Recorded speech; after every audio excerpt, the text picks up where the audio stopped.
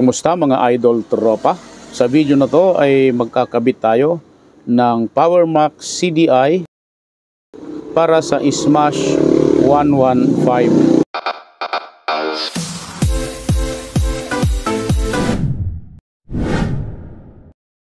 At dito mga idol ay gumamit tayo ng ibang CDI socket. So pwede natin gamitin yung CDI socket na pang Barako at CDI socket na pang Mio Sporty.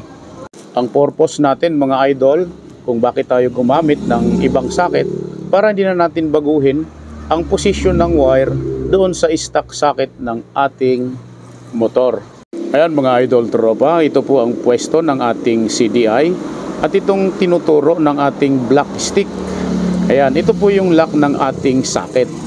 At dito mga idol ay hindi tayo magdedepende sa kulay ng wire na nasa ating socket kasi magkakaiba ang kulay ng wire na ating nabibili. So ang susundan natin ay kung ano ang pwesto ng bawat wire. Ayan.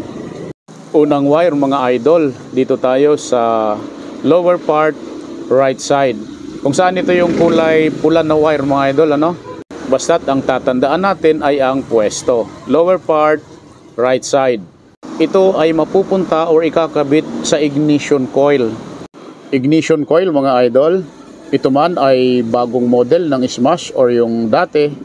Ito ay kulay white na may lining na blue. Ayan, ulitin lang natin mga idol tropa. Wire na nasa lower part right side kung saan ito yung kulay red. Ito ay kakabit natin sa ignition coil. White wire na may lining na blue. Ayan. Pangalawang wire mga idol, dito tayo sa lower part bandang gitna kung saan ito yung puting wire mga idol. At ito naman ay ikakabit natin sa ground wire ng original na socket ng ating CDI kung saan ang kulay ng wire ay black na may lining na white.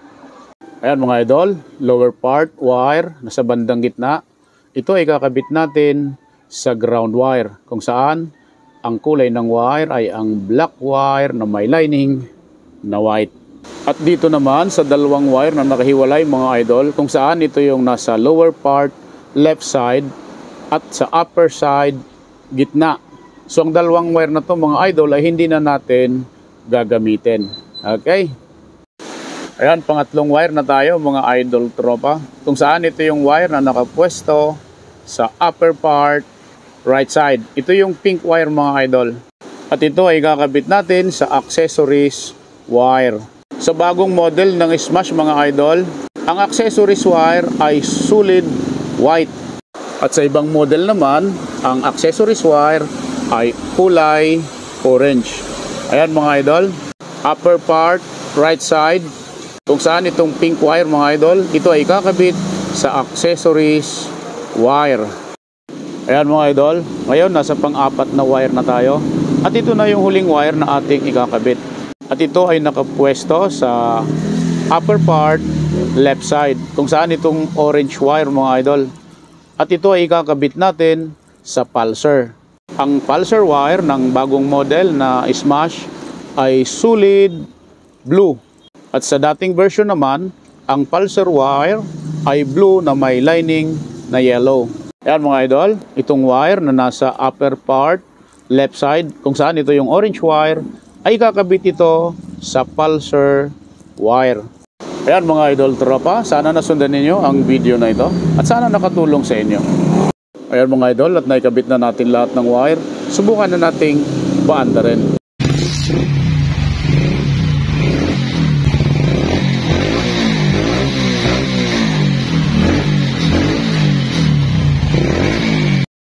Like and subscribe na lang mga idol tropa sakaling nagustuhan ninyo ang video na ito. Maraming salamat sa inyong panonood.